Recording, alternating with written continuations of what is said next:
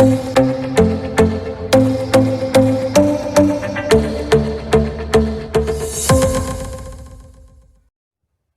we go.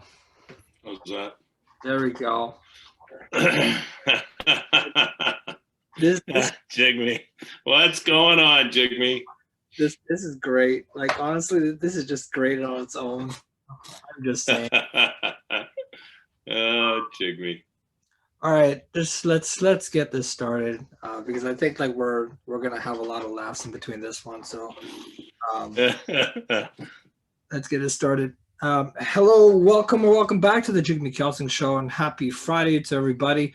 Today, I'm very proud to welcome a very special guest on the show. He's been one of my heroes and people that I've continuously looked up to, even especially to this day. So without further ado, please welcome my grade 4 or 5 teacher from George R. Gauld Public School, Mr. Neil Dundas. Mr. Dundas, welcome to the show. Great to see you finally, after all these long years of being away from George R. Gauld. But how have the family been? Good, Jigme. It's good to be here. Thanks for having me. Yeah, everybody's great, and George R. Gauld is good.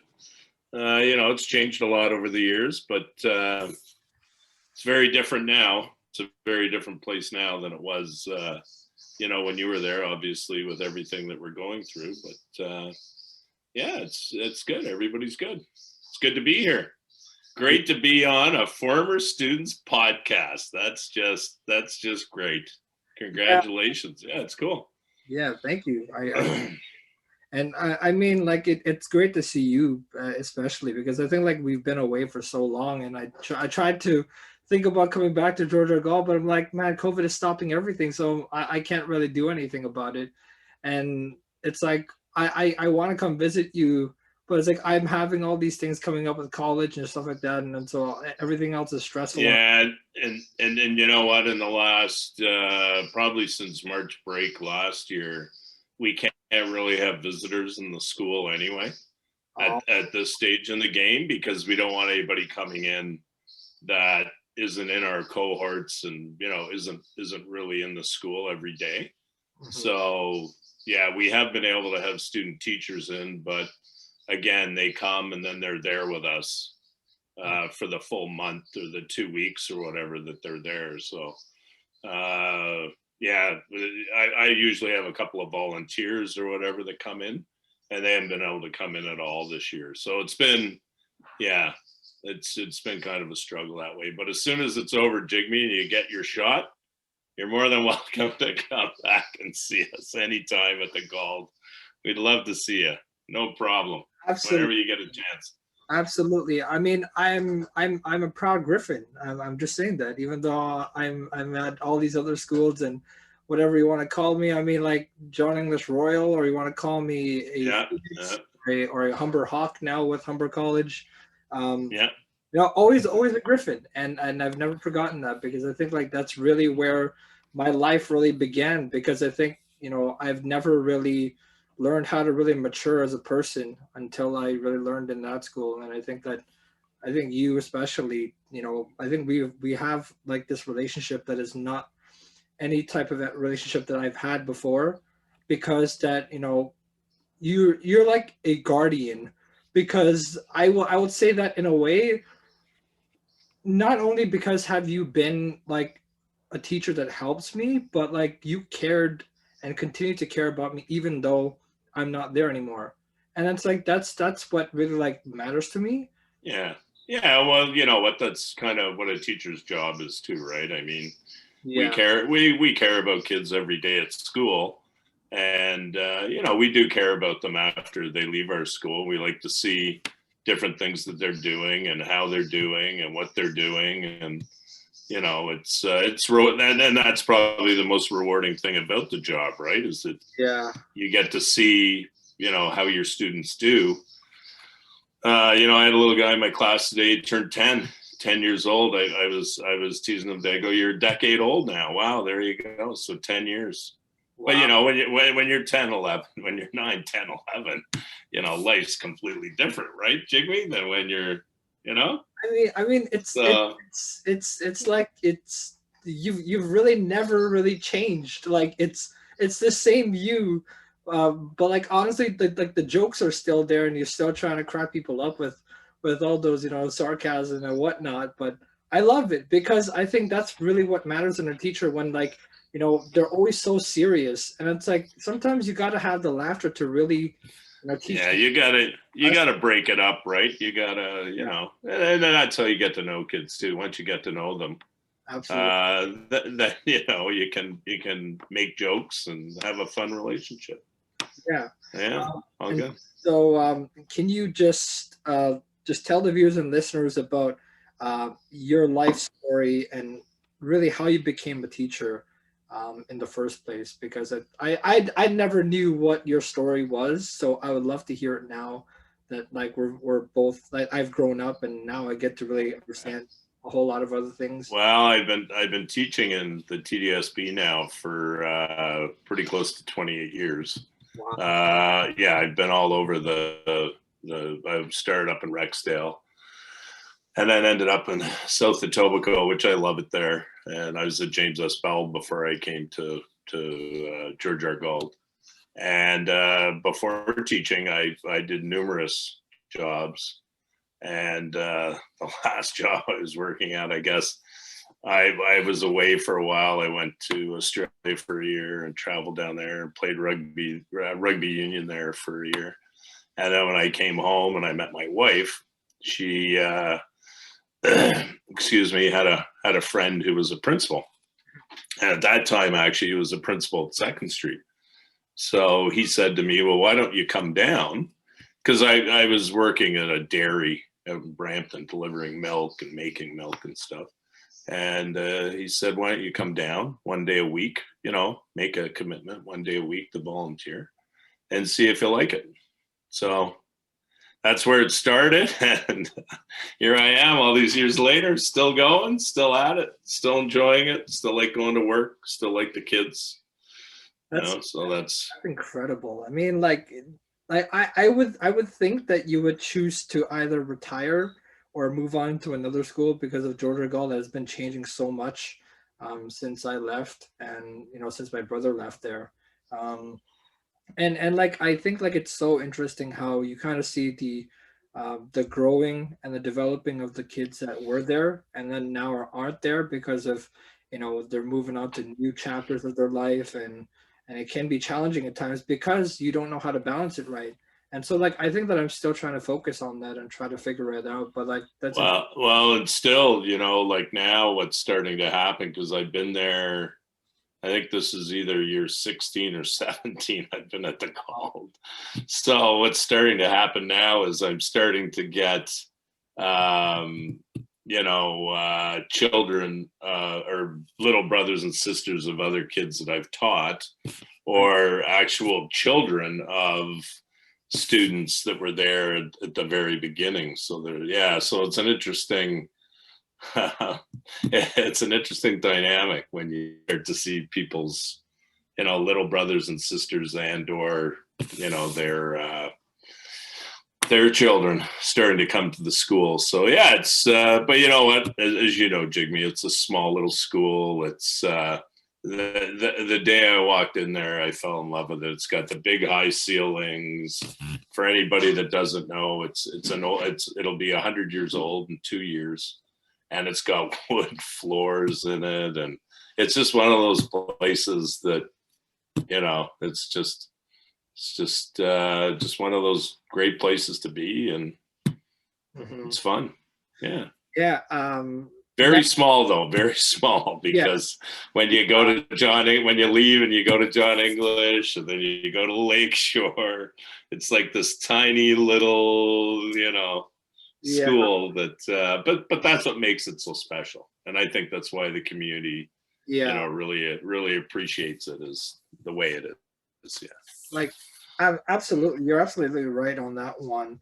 And like I really enjoyed the time at George R. Gauld without a doubt because we had the most fun there because there was so much great things happening there, like for example the pizza days and the floor hockey tournaments, which I will not say that I was great at it, but I mean I was trying to be good. But you had fun. You had fun. Yeah, yeah. Yeah, because Sure. I played goalie for the floor hockey tournament, and then my brother scored 3 goals on me, so that was a little bit of a pain. How is your brother? How is your brother? He's How's doing he great. doing? He's doing great. He's got his own vintage business now. If you can see behind me, so he's working on things, and I've got my own thing that I'm working on with music, and everything's been really going well. And we're loving life, and we're trying to just embrace that and just Great. carry that on. And Well, make sure you say hi to him too, eh? yeah, maybe I'll get him to pop in here to say hi later on in this interview. But No so problem. let's go back into what we talked about in the beginning with how we had this professional relationship now, but it really started when I was at the Gauld, like I mentioned in the beginning. And you know, how how do you see our relationship, and you know, how has it grown to how it is now? Because I think that not a lot of people really understand that aspect of it, because we kind of had that relationship that nobody else had, right? I mean, because you took me to places where I didn't think I was going to go. Like, for example, you took me to, I think it was with your son, that we went to the MasterCard Center, and you took me to see the Leafs practice, I believe what it was. And then you took me to see the eye doctor, which was pretty interesting. And those are the things that I really loved about, you know, our relationship that we had, because not a lot do you see teachers do that on a really like consistent basis. But I think you know what, Jigme, when things work, and again, and you were crazy in love with hockey. You loved Alex Ovechkin, the Washington Capitals, and you had a Washington Capitals hat. Like, you wore that to school, every day, even before you came to my class. So, like, and I knew you, and knew me before you even got to my class. And then when you got to my class, you were a prime candidate for the hockey academy, and Yeah, you went to the hockey academy. And then after that, it's just something that when you like something and enjoy something like hockey, then that's part of what we do. But it's also, if you find somebody that really enjoys it, and you used to watch a lot of hockey games, so we would talk about it. And so it's just something to foster, and a relationship came out of that, teacher student relationship, and it's carried on yeah, through time. So which I really loved, and I still love to this day. And I kept telling my social media followers how I was excited to interview you after all these years, and I'm like, this is crazy on how I'm interviewing a grade 4 or 5 teacher that was at Georgia Gauld that taught me, and it's like not a lot of people do that with people, interviewing their former teachers, and yeah, well, hey, and it's great for you. That's the best thing, is that yeah. you're able to do that. So hey, you got a podcast, the Jigme Kelsang podcast. Hey, it's great. So hey. If you haven't, if you haven't listened to like the rest of the episodes, I had Darren Dreger on and Chris Johnston. Oh wow. I'm working on other people right now that I can't really say, but I can disclose. Yeah. I can tell you right now that I probably will only tell you probably, but everyone else is going to hear it now. But I'm working on so I'm working on getting Elliot Friedman on, and that's one. Oh. So I'm trying. Elliot is probably he's an incredible broadcaster. I have a lot of respect for him. As you know, I watch a lot of sports, and he's got his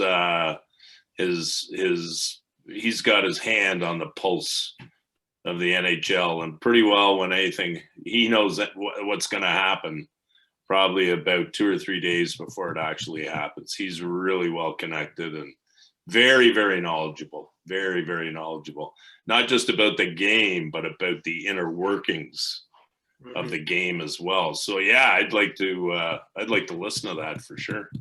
Yeah, that'd be interesting. and maybe like, obviously I'm gonna try to pick his brain about just the little things about what's going on right now. I mean, if you think about it, everything in the sports world is kind of condensed into I would say a bubble, if that would make sense, because Yeah. Oh, totally. and if you think about what's going on in the Canadian division, I mean, let's talk about the NHL. I mean, the Leafs are insanely good this year. They swept the Oilers, Yeah. and people are going nuts over it and thinking that this is the real deal team now. Well, they give Kyle Dubas his credit. He made a lot of excellent off-season acquisitions.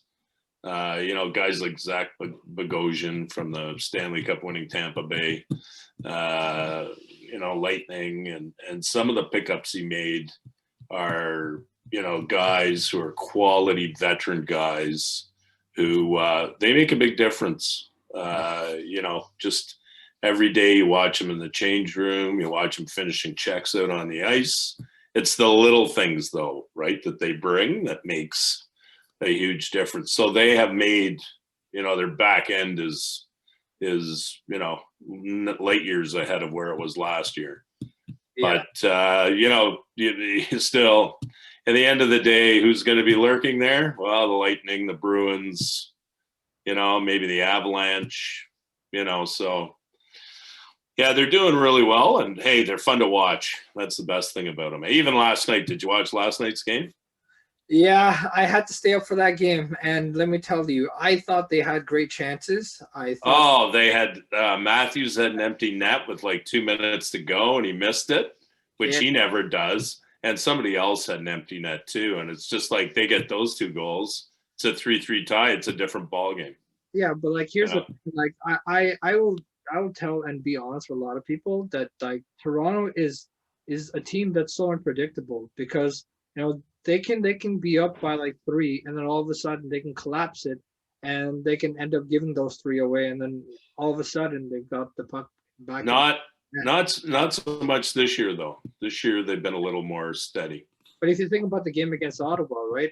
How can you about like 5-2 and you're going in there and you're thinking that we have this game in the bag, and then that's what happens. You inherit that energy, and then all of a sudden you're flat-footed, and then Ottawa catches you on your breaks, and you get caught, and then what happens? Toronto always gets the blame after because that's old Toronto. That's old Toronto, and they're improved. They're definitely improved. And there's a lot of question marks about Freddie. Like Freddie's great through the regular season, and I got no beefs with the guy. I like the guy, but when it comes playoff time, boy, he's had some shaky playoffs. So this Campbell guy, I think he's kind of for real once he gets back, and Hutchison is a steady backup. So I think they're in better shape than they have been in the past, 3 or 4 years. But when it gets to the playoffs, that's what everybody says. That's a different ball game, right? You play a Tampa Bay Lightning team in the playoffs. Boy, they'll shut Matthews down. They'll shut Marner down. That's the way they roll. Same with Boston. So, but it's fun this year because we don't have Boston in our division. Yeah, and so speaking of NHL and hockey in general, let's get into talking about the experience of Hockey Academy, because I felt that was interesting and a lot of fun but also really, really exhausting due to waking up early and getting on the bus early and then having breakfast around 7:00 in the morning. And so let's talk about that kind of experience, because that was one hell of an experience, I would say. Well, it gives us an opportunity at TDSB, and we've run it now for probably pretty close to 10 years. We did not run it this past year due to COVID. Obviously, people couldn't be in close proximity to one another, but we ran it the fall before. So we usually run it starts in the Friday after Thanksgiving.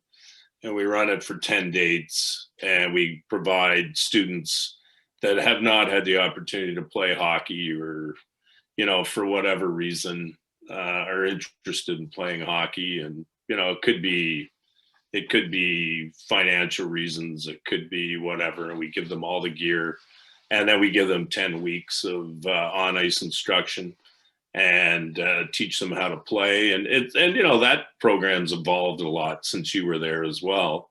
We now have a teacher who's a hockey instructor, so she runs excuse me, she runs the on ice stuff, and we all pitch in and do our fair share. And so, yeah, it's a lot of work, but it's really rewarding as well. Mm-hmm. So yeah, I mean, it was a really like fun experience, because you never really got to really learn at that type of level with so much experts that are helping you and guiding you to learning those fundamentals of skating, and trying to get into that swing of things. And I found that really like empowering, because you never really get to understand, you know, what NHL players really go through on a daily basis. Yeah, and the funniest thing a lot of the kids mentioned, actually, after they've done it a couple of times, is, you know, how do I skate with these pads on? How do I move when I put all the gear on? Because you don't realize it's night and day different. I think back to when I was a little person, the first time I ever put hockey equipment on, I was like, wow. And I went out on the ice, like I could skate like the wind without it on, I thought. So it takes, because it's it's extra gear, it's extra, you know, so it takes time to figure that out. You know, NHLPA was really with us from the start on that, and they provided us with, you know, each year they provide us with 20 new sets of gear, and that was what enabled us to, and it was brand new equipment, and, you know, beautiful stuff, as you know. So yeah, it's been great. It's been a great program. And you know, even after I retire, if there's a way that we can keep that going, you know, I'd like to do that. But we also required, you know, the principals in our area had to help out, and they would pick kids at their individual schools who, you know, for whatever reason, maybe learning pencil and paper learning wasn't their thing, but they liked athletics, or then they just never had a chance to play hockey. And there's so many kids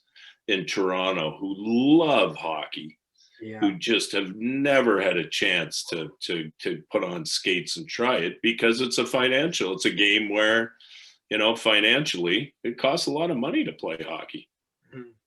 So anyway, we provide that. You know, usually it's about anywhere from 35 to 50 kids, I guess, every year. We suit up, and a couple of the kids, hey, here's another student who went to George R. Gauld. Jigme, I love this story. He tweeted me, I got a tweet from him, I guess, in the fall, and he made the Marlies AAA team, and he was in the hockey academy. Wait, who is that? It was a former student that went to George R. Gauld. That he was much younger than you, and he went to the hockey academy. And his story was a little bit different than, you know, everybody else's. But he took that, and the year after he played in the hockey academy, he started playing organized hockey, and then he played AA for a couple of years, and then just as he just in his final year, I guess, he made the Marlies, so AAA. So that just goes to show you, he would have never done any of that if he hadn't have gone to the hockey academy.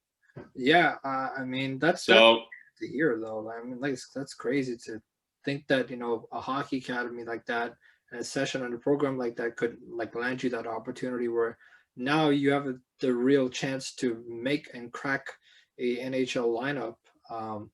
And so, well, no. I don't mean the Marlies, like the Marlies in the AHL. Oh. I mean the Marlies in the GTHL. You know, the AAA Marlies. Yeah, not the Toronto Marlies. The Marlies that are the AAA, like the top AAA team in the GTHL. So yeah, and you know what? I've heard from some other principals and some other kids too. we probably had about over the years, probably between 5 to 10 that went on to play single A, double A, or triple A hockey from that program. So, and then that's where it started, because before that, either, you know, they had an interest, but they didn't have the way to do that. And, you know, even sometimes when I'm at MasterCard, I still run into kids who are over there playing hockey for their high school teams, or, you know, of course I run into kids everywhere, but yeah. But that's just one of the programs that, you know, I've been lucky enough to be a part of, and it's been great. I've enjoyed it. Yeah. So let's, I mean, we're talking about all things sports and hockey and all these great things. And like, I think that we're all aware of like what's been breaking from last night, and I think even to today, that you know, the great Wayne Gretzky's father, Walter Gretzky, passing away at the age of 82. And that's sad in itself, but I don't think right now, I think people can think of it as sad, but a lot of people will think of it as a celebration of life, because, you know, Walter was this guy that was not only a remarkable man, but he was a role model to his son, Wayne, especially, to get into the NHL and learn and really develop his game well. And then also a true Canadian icon, right? A guy like that made, and his son, I think his son Keith now is working his way up with Chicago, and he's working his way up through the management side. But Keith was a pretty good, I mean, he wasn't anything like Wayne, but then Wayne was the oldest of those boys. Mm-hmm. So it's going to be hard for any of them to, you know, they could have scored 30 goals a season on whatever team they're on, and you're still not like your older brother Wayne, you know what I mean? Because he was exceptional. And, you know, I had the opportunity to watch him when I was growing up. I grew up in Ottawa, and I had the opportunity to watch him when he was in junior, playing for the Sault Ste. Marie Greyhounds in Ottawa. Was in the Ottawa 67s were in the same division with the Sault Ste. Marie Greyhounds, and they were always the top two teams in the loop, and they had some great games. And Gretzky was 16 years old then. Mm-hmm. And he was incredible. But, you know, even having said that, I guess the greatest thing about Walter is that, you know, and you've heard stories, and I've seen down at the Air Canada Center where he used to sit. Wayne got him seats there because he was a big Leaf fan, huge Leaf fan.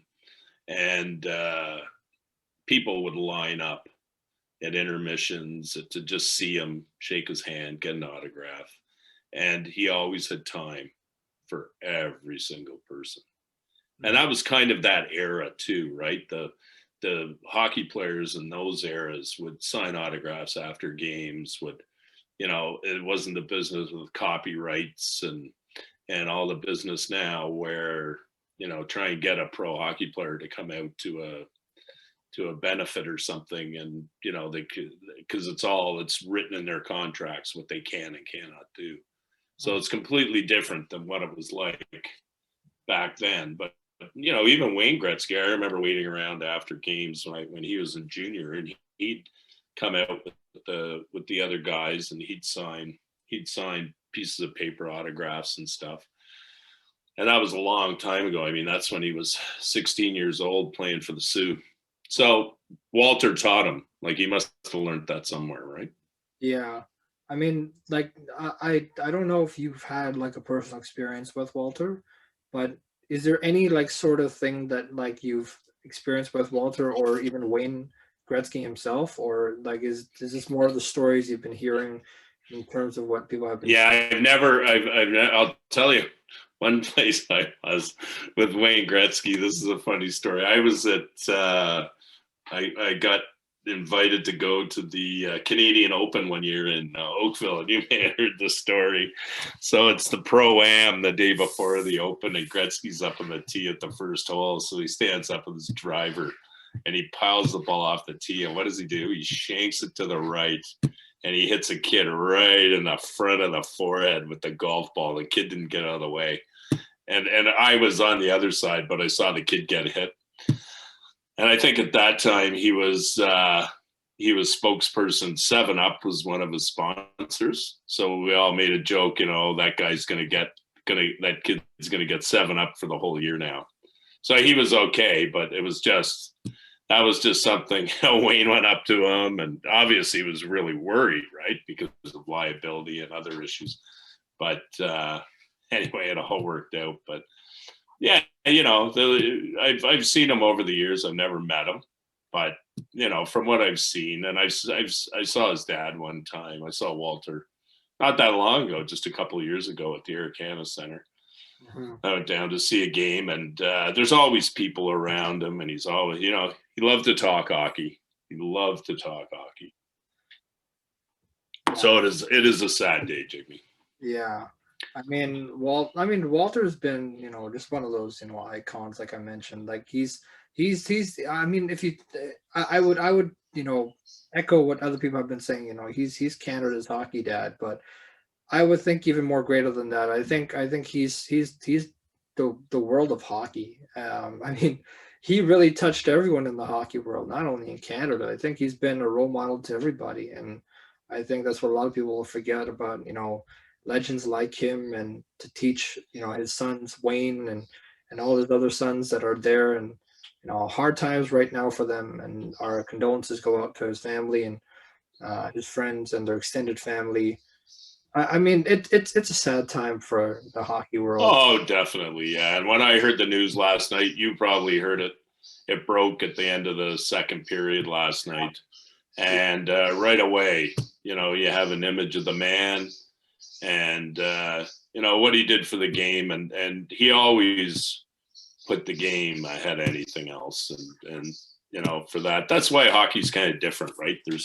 There's people involved in hockey that it's not like basketball or football, or hockey's different because hockey always seems to come first. And some of those other sports, some of those guys, some of those big icons, great players, but it's kind of all about them. And, let's face it, Gretzky was a great player. He made other players great around him, but he wouldn't have been as great as he was without those great players in Edmonton. So anyway, yeah, it's a sad day, and R.I.P. to Walter. He was a good guy. Yeah, definitely a good guy. Let's get on to more lighter note things that are let's just talk about some great experiences that I think that you probably will have of me from George R. Gauld, because I would love to know this, because every kid that's been to a former school would love to hear things that other people wouldn't necessarily talk about them in a way. But I would say I would love to know in terms of my stay at George R. Gauld. I think Jigme, when you came to my class, you were in my class for grade 4 and grade 5. Yeah. Because I requested that as a teacher, you have an opportunity to sometimes request certain individuals. And you were somebody that I wanted in my class for 2 years, because there were times out in the yard when you were kind of quiet and kind of shy. And that's kind of hard to believe now when I see the Jigme that's there now. That's not the same Jigme. But you know what? I figured with 2 years of responsibility of the little things like, of doing pizza days and, the things like that you'd be able to, what happened? You still seeing me? Yeah. Oh. Something just happened here. I can still see you, so I think you're good for now. Oh, something popped up here. I'm on Zoom. I just can't see you, but anyway. Yeah. So anyway, yeah, you know, and let me tell you, and it usually happens this way. The student that comes in grade 4 is a lot different than the student that leaves in the end of grade 5. And our goal is, you know, consistently every year, every 2 years, we want to see, excuse me, students mature, as you said earlier, and show responsibility and change. And we're just trying to get you ready for that grade 6. You know, it's tough coming from our school because our school is this little tiny, you know, little tiny, happy little place. And then you're going to this big, ginormous, John English, for most people that don't know, used to be the old Mimico High School. So it's an old high school that they've changed and renovated into a K-8 school. So it's probably about, what would you say, Jigme, about 5 times as big as George R. Gauld? Yeah. Yeah, probably. So, you know, and so we try and, you know, give kids confidence and build them up and with their work and their schoolwork. And, you know, sometimes, you know, Jigme, for example, you were one that, you know, once you buckled down and, you know, realized, oh yeah, I've got to do my homework consistently. I've got to, once you started to do that, then you started to see results and results all around. And there are little things that you do that, you know, we had assemblies, Jigme, and I don't know if you were part of the group that performed Recorder at Roy Thompson Hall, but, you know, we do things like that. And those are little things that, you know, give kids confidence and build their confidence. And so I think our 2 years together, that's the way I look at it. You came to my class and we worked and you worked, and a different person left and was ready for grade 6. Yeah. And I think like that's really interesting to see how like I've really like grown in terms of everything in general. But I really do feel that teachers in general is like, I feel there needs to be a fine line between the balance of, you know, disciplining a student but not doing it in the most harshest of ways. I would say, because I would say, okay, to make it sense, here, I think it's not in terms of, you know, punishing students, like, you know, like I don't want to create this, you know, controversial kind of, or like hot topic or a hot take on this, but I feel there needs to be like a fine line between the balance of, you know, encouraging, you know, Right. like encouraging, like if you keep a student in for recess to finish some unfinished work, you're doing that. Yeah, it's a punishment because they didn't get the work done, but it's more important. And, you know, you remember Mr. Lowring, Jigme. So Mr. Lowring and I are still at it there. And so, you know, Mr. Lowring and I will do that sometimes. And that's so that the student learns that finishing their work is an important, that's something that they need to take pride in. And they need to realize that, hey, you know what? I got to finish my work. There is something called homework, and, you know, I do have to do it. Yeah. And like what I was saying before was that I think a lot of people won't understand like the difference between, you know, how to put an encouraging discipline in, instead of like, you know, pounding them with punishments and telling them like everything that they've done wrong, instead of telling them what could be done right. Because I think there's a lot of people who get confused on the aspect of, you know, like telling these kids that they're doing everything wrong, and then there is no fine line between like how can you like encourage them, instead of like, Right. pointing the finger And at then and then the student starts to feel like they can't do anything right. Yeah. And that just becomes you know, things start to happen. So yeah, generally I'll try to be positive and try and figure out, what makes somebody, what makes a student what they like and what they enjoy. And, maybe, if a kid likes hockey, maybe throw them a book, find a book about, Alex Ovechkin or whatever. And, and then that also helps in other ways as well. Right. So yeah, it's important to really know your students and to work with them. So that's what we try and do. Man, you really want to throw that Alex Ovechkin take on me again.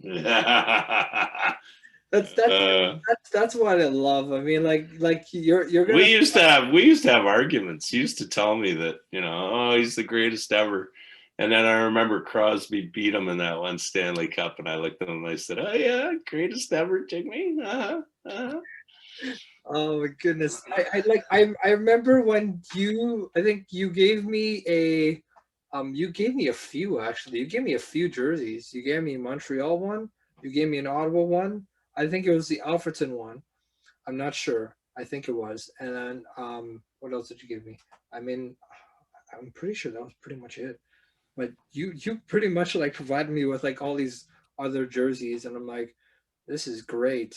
And then you also gave me a Maple Leafs hockey, that white jersey, which is pretty small for me now, but yeah, wouldn't fit you now. It might fit one of your legs, but it won't fit an arm. that was great. I mean, those were the moments where I really like cherished it, because it's like, not always do you find that time where, people that come into your life and really give you that sense of confidence, like we were talking about earlier, but just trying to encourage them and trying to make them feel like they belong, and making them feel like they're one of your own.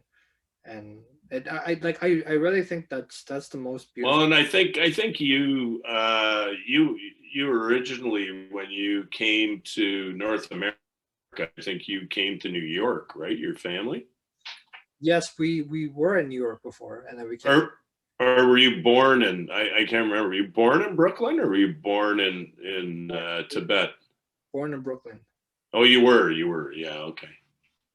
Yeah. So I mean, again, like I was obviously too young to understand what that life was in New York, but yeah. like even like talking to my parents about it.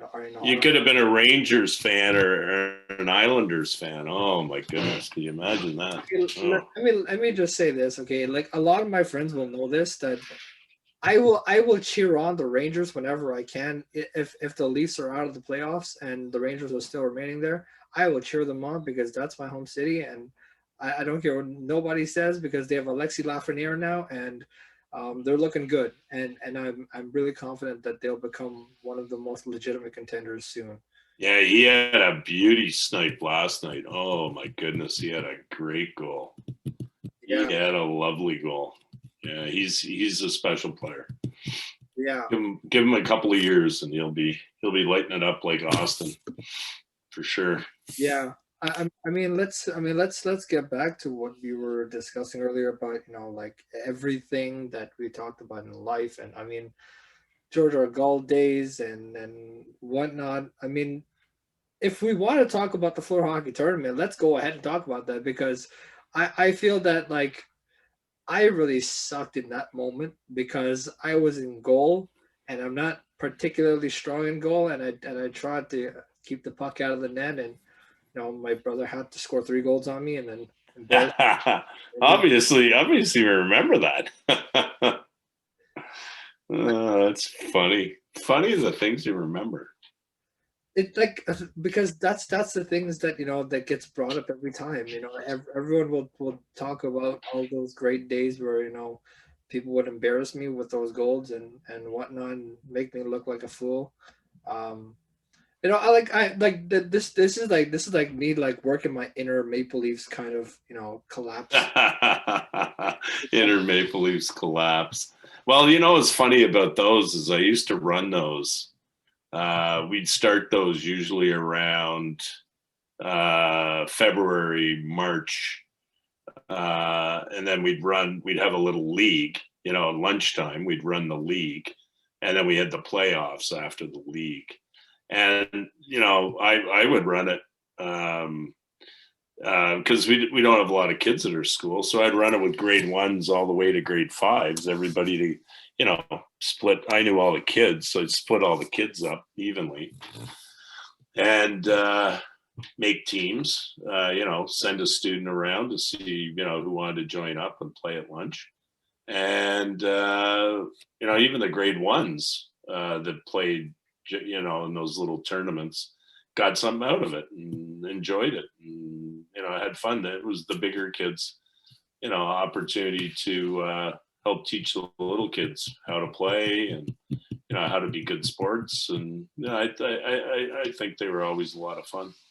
I miss not being able to do that. Yeah. Yeah. For sure. And, I'm not sure if this is right, but I believe that you were the referee in that tournament, if I'm mistaken, because I'm not sure, was there a ref or were you the referee? I'm not sure if it was, because it was usually me, or it might have been Mr. Carey might have done some games too. I can't remember if he was there when you were there or not, or yeah.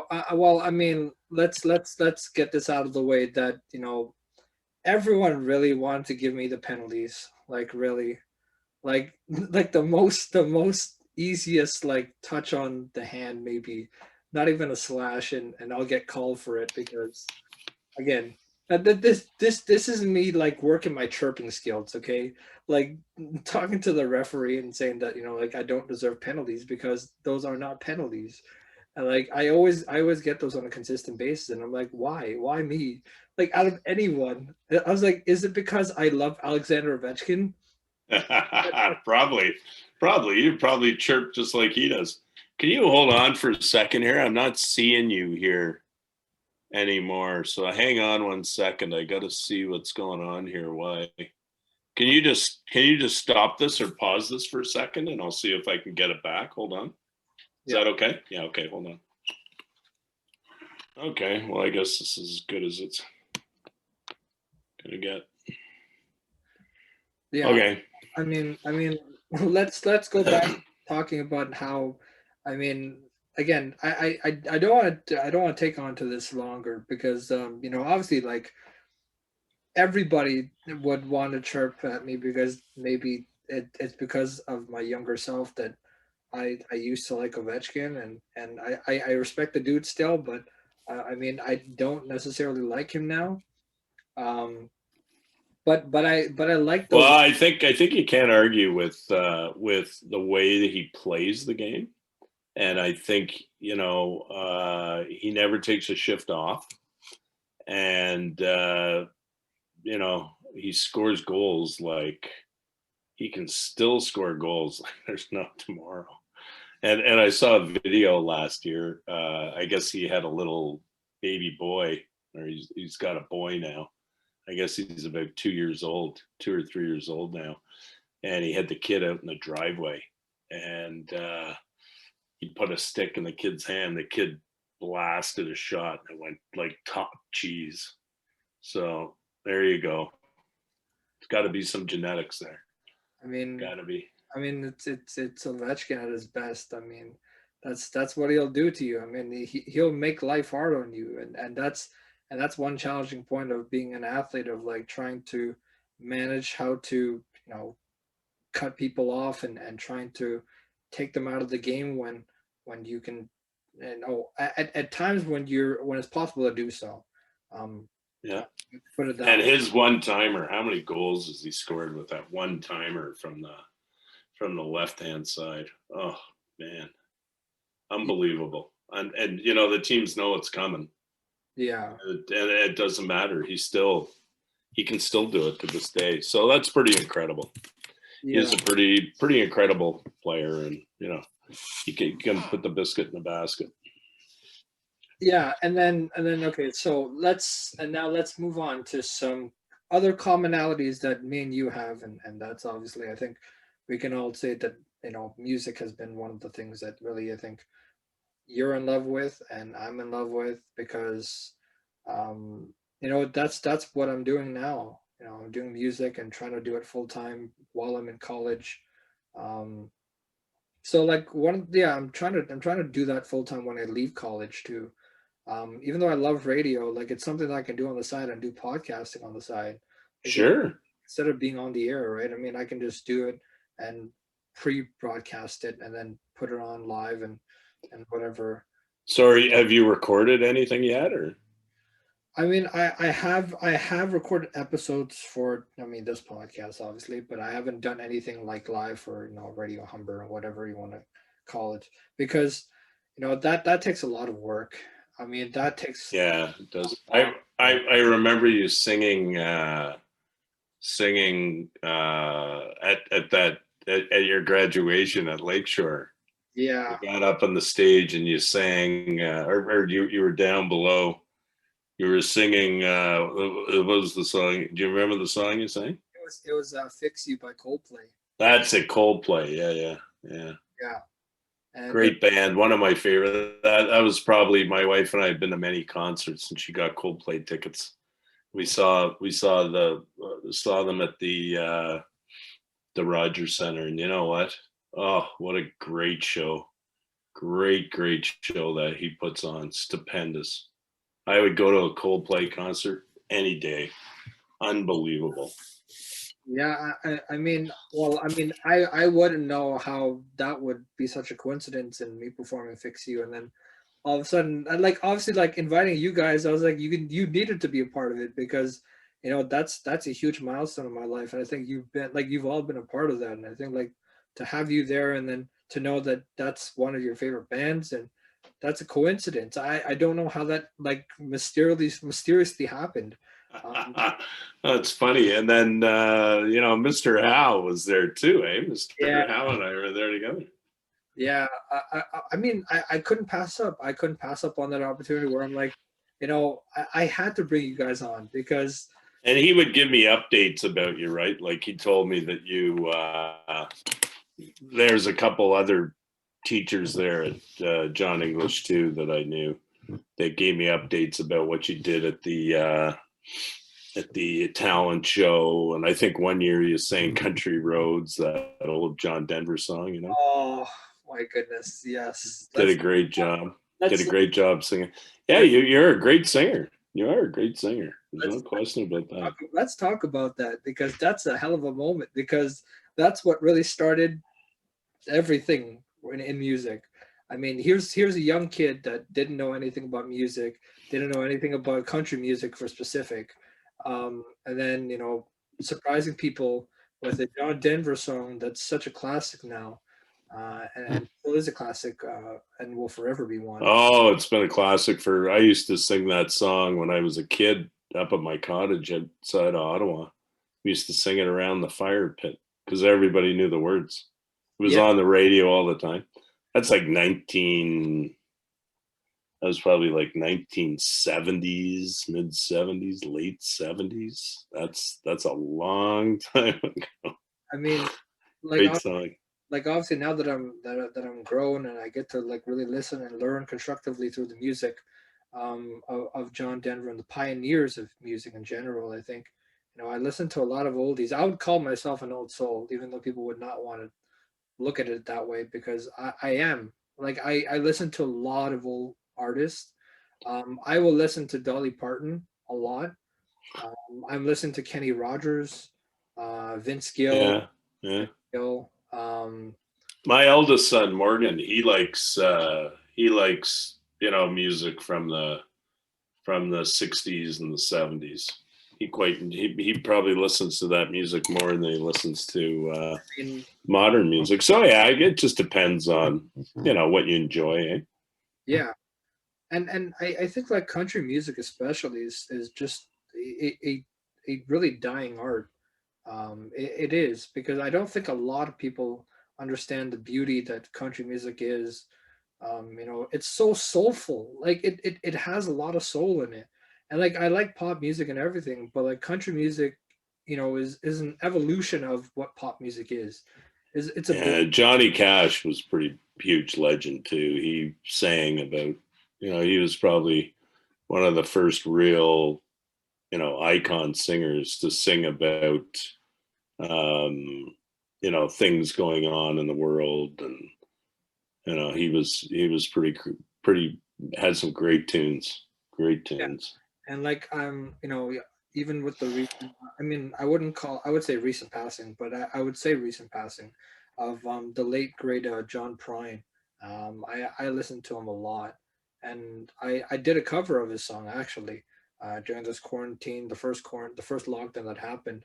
I had the opportunity where I'm like, what, a lot of people are asking me to do all these songs, but especially there's one song that a lot of people were asking me to do, and that was re-recording the version of Country Roads all over again, and this time show your growth in it.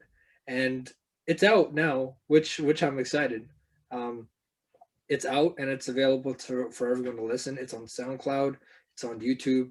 I'm not on Apple Music yet. I think I'm really trying to learn the craft of music, and then when I feel ready that I can be developed well enough to post music on Apple Music, then I'm gonna do it. But I feel really happy with everything, how music has really shaped me to who I am today. Because So do you play the guitar too, Jigme, or? I used to, but now that now that I'm thinking of it, I'm like, maybe I should get back into it, because that's what a lot of people will do, and that's sometimes a lot of musicians start out with the guitar, and Yeah. it's their starting point. And Yeah. Were you in those classes, in one of those classes that when we went to, did we go to Roy Thompson Hall and play the recorders there? Was that your class or no? which class? No. No. Okay. Okay. I wasn't sure if you were one of, I took one of my grade 4 or 5 classes one year. We had an opportunity. Did we do a recorder when you were there with Miss Vesterdahl? Yes, we did. Do you remember Miss Vesterdahl? Oh my goodness, yes, I do. That's I do. great. She actually started teaching full time after she finished the itinerant gig, and was teaching up at Karen Kane, the grade 6, 7, 8 art school. She was teaching there for a little while, but I've kind of lost track of her. Yeah, she was quite an interesting music teacher. Yeah, I mean, We had a lot of fun. It's crazy to think that those two videos of our performances are actually still on YouTube. By the way, um, those are still up on YouTube, and it's crazy. Like to see like the growth that we've all made, I think, in a certain way. And if you think about like Jung Min and all those people that really were in our class at that time, Jung Min, Noah, the list can go on. I So mean, since you've left Lakeshore, do you keep in touch with any of those old Gauldites at all? yeah, I do. I do. Yeah. Oh, okay. Dongmin, I still have him in contact. I mean, we spend a lot of moments together. Like, I mean, we He's a have good kid. He's a good kid. he comes over for birthday parties and to hang out certain times. But now you can't do it because of COVID, obviously. But Yeah. when things open up, I mean, I'm excited to bring him, like, to have him over again and enjoy those moments again that we lost Yeah. because of COVID. So I mean, Yeah. it's interesting because now he's at I think it's UFT, Oh, okay. Okay, great. which is amazing. But I mean, Jungmin is just type of a person that's so hardworking. Every time I come into, I don't think people notice this about him, that every time I come into the library when I'm in Lakeshore, it's that he has his head down and he's working on homework and stuff. And but then what the surprising thing is that he'll make time to play like soccer with us outside on the field, and I'm like, man, you got a lot of work to do. And then he just tries to make the time to really enjoy moments with us. And that's what I really admire about him, just him selflessly putting up his time to make the efforts to have fun with us, even though life may throw challenges that are unavoidable. But Yeah. No, that's great. it's crazy to think in that way. But That's good. everything right now, I think, is coming full circle with everyone. You think about your times in your former schools, and then you think about where you are now, and then you look back on it and you say wow, because you never expected to take off like this. And then all of a sudden your trajectory is this huge thing now. um, Well, I'm really hoping, I got my fingers crossed, I'm going to see you, replace, who is it who left on Jay and Dan on TSN? Which one is it who oh, left? I have never gonna replace Jay and Dan. There's no way. Who left? Dan left, right? Jay's still there. Because yeah, I think Jay and No, Jay's still Dan, there. It's Dan that's gone, right? yeah. They fired Dan O'Toole, yeah. And then I think obviously everyone knows that Sid Seixeiro joining BT Toronto. That was a that was a tough one to swallow, because growing up you watch those two, Tim McAuliffe, Sid Seixeiro, Tim and Sid. You watch that. Yeah, they're pretty funny, those two. Yeah, and what I loved about Sid was how honest he is, but he also really he'll go off, but he does it in a really educational way, where he will pass on the knowledge when he's angry. And I love that about him, because you never find those broadcasters where they're brutally honest but also having fun at the same time, just trying to mix the two worlds together, which creates Yeah, so what are they doing with that now? Is it just, I heard something, it's like it's called now Tim and Friends or something, yeah, and he's just having different. which I find amazing, because I'm like, you can never really like move on from Tim and Sid, because you created that legacy now, and you created that career, and you created that. I happened to be in the car that night of the last show going somewhere, and I have that station on the radio all the time, right? Mhm. And I heard the two of them saying goodbye to each other, and it was priceless.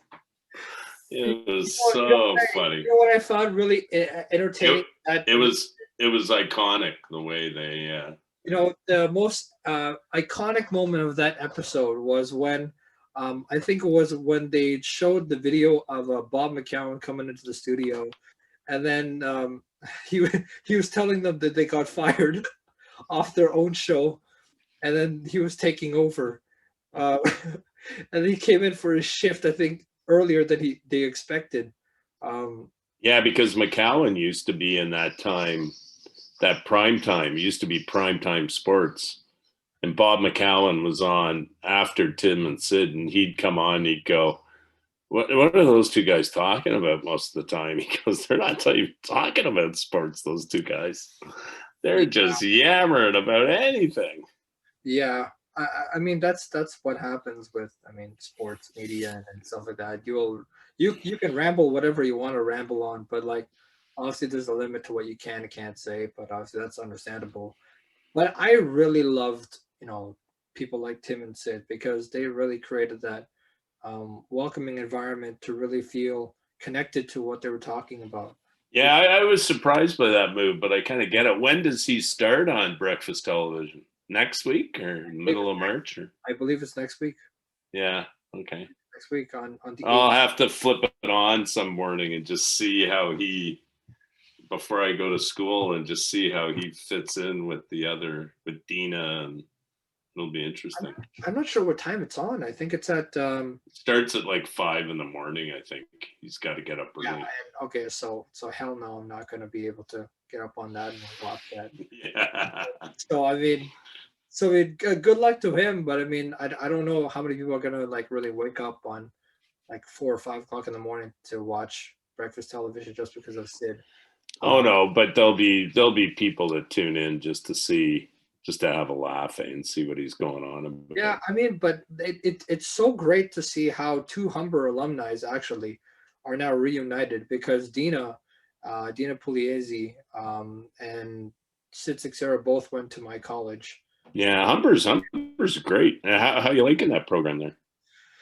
It's challenging, but it's great. I've made a lot of good friends there, a lot of great friends. And obviously, like I've been a part of a podcast there called Pro Shot Podcast, and we do a lot of in-depth discussions as to what happens with the Maple Leafs, especially, but also we talk about the OHL, what's happening with the Mississauga Steelheads, because not a lot of people really touch on that subject a lot, because that's where the generational talents come from. They come from the youngest leagues, and they build their way up, right? I mean, yeah.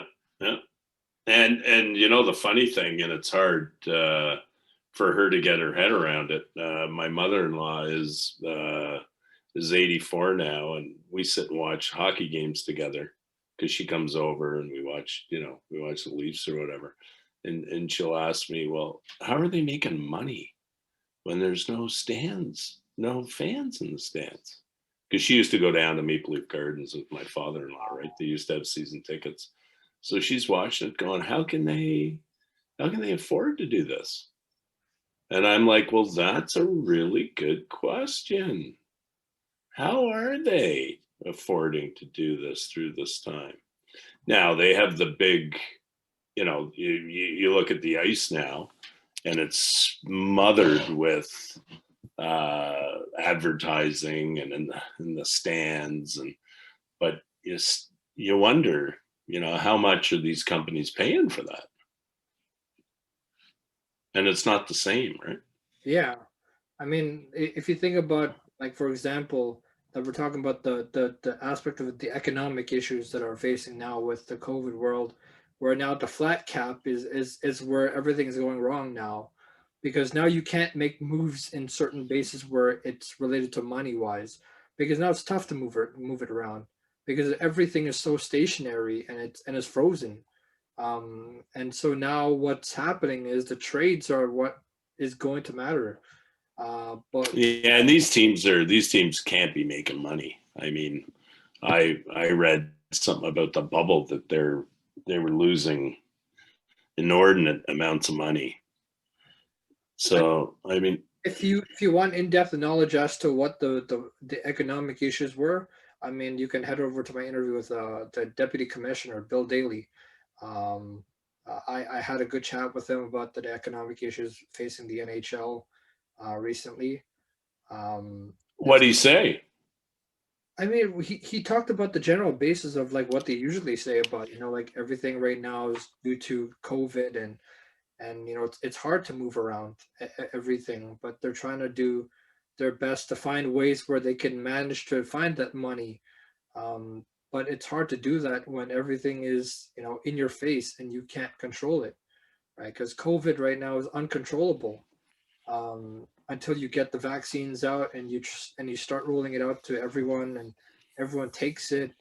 Then I think you're going to see some results back in where it's positive. But right now, I think everything right now is that they're figuring it out. Cases are still on the rise with players, I think, especially in the US. So everything right now is an issue. And I think what they're saying is, and the Raptors just had five or six guys and a bunch of coaches go down. They were short for 2 games, the Raptors, because of COVID. Yeah, but I mean, following protocols. I mean, you can't really do anything about COVID because everything right now is in your face, and you're just saying, okay, we'll discuss this after the season or near the season ending, because then we'll have time to really sit down, examine it, and find ways where we can really avoid it. Do you think they'll have fans for the end of the playoffs in the NHL? If it comes to the Canadian division, no. If it's terms of the U.S. divisions, well, I mean, you're already seeing fans, but I think they're taking a risk still. I think it's a risky thing to do because are they letting are there fans? Some fans going in like 10,000 or something going into American buildings. There are pretty good minimum of fans there in the stands. In some arenas. Oh, really? Some arenas will not do it because of COVID, obviously, which they care about, which is amazing to see. But I don't like when teams are risking the idea of, okay, let's put players in and let's put fans in our building, even though we're in a COVID world. Yeah, you can be socially distant, but you got crazy cases in the U.S. still, and here you are risking it. And then what's the future? What's the future for the Canadian division, are you going to do it again next season because of what happens in the cases in the US? Like everything has to do with it, and they have to get a new US TV deal. They don't have a TV deal yet done. So figure that out too, right? I mean, everything comes into play after the season. So they got to examine if they're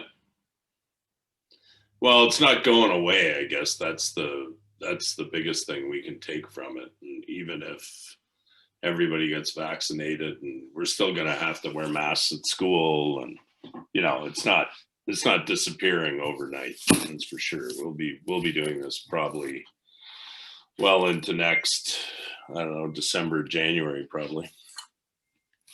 So. Yeah, and so I think I found that really interesting about everything that's going on, and really reading up on it. But I think a lot of people are right now feeling stressed and overwhelmed because of everything going on with COVID, and you can't see anybody, and it's tough to be virtual because you're usually with family and enjoying moments that are special, but now you can't because of these times where everything around us is changing. And I think what's really empowering is how this whole I would say momentum or energy driven things of what's happening with the systemic racism and justice movements that are happening. Those are encouraging to see because we never really understood the power of what that message was, and I think that we're really starting to understand the basis. Yeah, it's been a long time coming, but my fear is, like a lot of people's fear is, after George Floyd, there was a big uproar, and there were lots of marches and lots of protests and lots of things happened, and lately, and maybe it's because Trump has left the White House. Thank goodness he's gone, and maybe Biden's a little more reasonable with respect to race, and and again too, it's COVID's a big factor in that as well, because people can't really protest like they used to be able to. So we'll see how that plays out, Jigme. I really hope that it continues, and I hope that people see, in my classroom, Jigme, I always said it's everybody's the same in here. Mm-hmm. We're all the same people. We may be different colors and we may come from different places, but everybody's the same, and that's we need to really move that forward and get that message out there. And anyway, we'll see.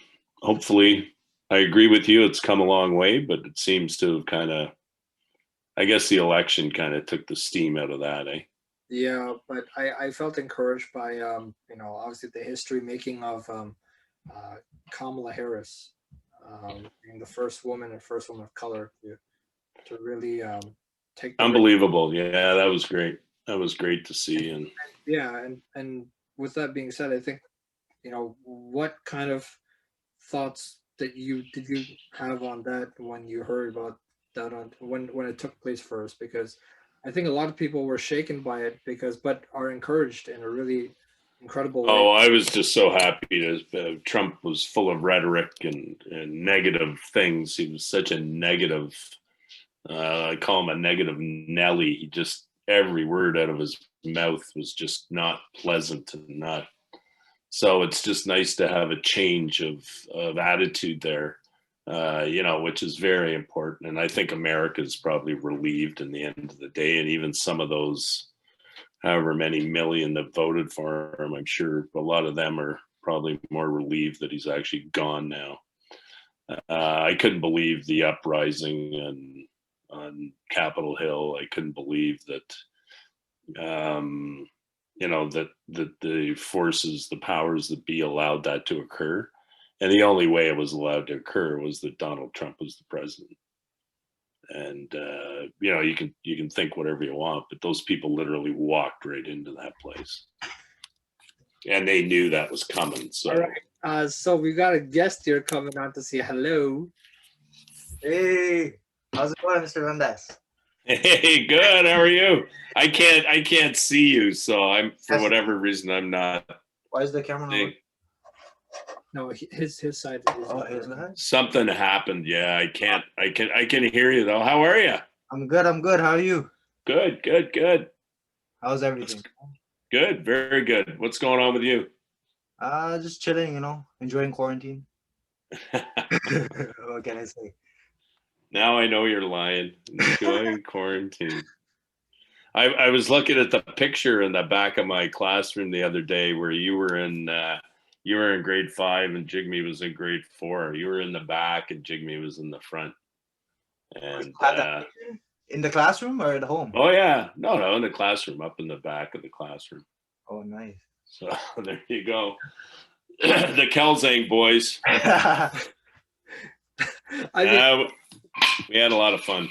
I mean, we were talking earlier about how we would love to always pick on me because I loved Ovechkin, and we were talking about how he always scored 3 goals on me when I was in goal, in floor hockey.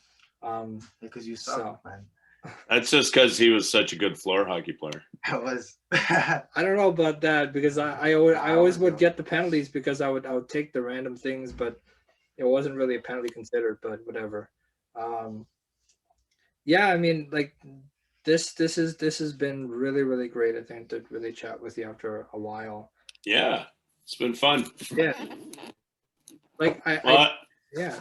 Go ahead. Sorry. We can't solve all the problems of the world, but hey, it's fun to. I wish I could see your brother, but it's good to know that you guys are doing well. Good to know that you have to say hi to your parents for me and that they're doing great. And we'll do this again, Jigme, down the road. It's been a lot of fun. Yeah, it's been a lot of fun. I mean, who are we kidding here? Because I think I've missed a lot of things at Georgia Gauld. We'll probably talk about it in another interview when we have another sure time to do it. But I mean, and hey, I mean, Mr. Howe, I bet he's been really like telling everybody about what I'm doing, and obviously we talked about it earlier, but love to know what he's been discussing with everybody because he Mr. Howe has had a change. I don't know if you heard, but he's left John English and he's gone. He's moved on to Lambton Kingsway, so our neighborhood will miss him. He was a great principal, a great guy. And he's moved up to Lambton Kingsway now. So that community will enjoy him, I guess, for the rest of his career, however long he has left. So yeah, wow. I mean, I didn't know that till now, so that's kind of shocking. Because I would think that Mr. Howe would spend the rest of his career with John English because I think he definitely wanted to, but I think it's just the way things are these days. They like principals to keep on the move, right? Mm-hmm. They don't want them to stay in one place for too long. So he was there for quite a while. He was there. Geez, he must have been there for over 10 years, I think. So it's pretty good run. Anyways, that is going to wrap up this interview with my grade 4 or 5 teacher from Georgia Gauld, Mr. Dundas. Thank you so much for taking the time out to join me on the show here today. I appreciate it, and I hope you and your family continue to stay safe. And also, please send my best regards to them as well. And I hope to really get to chat with you down the road, and maybe even come to Georgia Gauld when everything opens up again and we're allowed to have people in Georgia Gauld again. Jigme, I always say you're welcome. You're always welcome. I always tell students when they leave, when they graduate in grade 5, I saw that little picture you had last week or the week before of you and I when you graduated grade 5.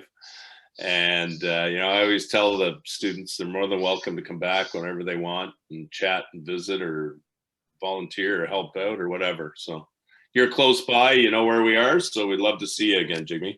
And hey, I mean, listen, if you ever want to have a closer way we can chat, I mean, maybe we can give each other our numbers and then we can text each other from there or even talk on Twitter. I mean, I bet you would have Twitter, right? Do I have Twitter? I follow Twitter, but I don't know that I'm on Twitter. But anyway, yeah, we can connect through the email. Yeah. And once this is over, sure, we get together, have a chitty chat. That'd be great. Yeah. Sure. And so I hope everybody enjoyed this interview. If you did, please check out my social media pages for my show, which will be linked in the description below. And if you're listening on YouTube, please give it a like if you enjoyed it. If you really enjoyed it, please feel free to subscribe. And also, if you like, feel free to turn your post notifications on so you don't miss any new content that I'll post. Thank you, everyone, again for listening. And I'll see you next time here on the Jigme Kelsang Show. But also, keep in mind that I have another interview coming up on Monday because you're not going to miss it. It's with Miss McClellan, John English music teacher that started my whole music journey. So you don't want to miss it. Thanks again, Mr. Dundas. It's been great. And I look forward to our many more chats down the road. Thanks, Jigme. Can you send me the link for this too so that I can check it out or chat? Yeah, I will. I will send you Okay. the link for it as soon as probably later today. Whenever. Yeah, that's great. Thanks. All right, Thanks a lot, Jigme. Good talking to you. Glad everyone say hi to your folks. And I hope everybody stay safe. All right. Thanks a lot. Okay, we'll talk soon, Jigme. Thanks.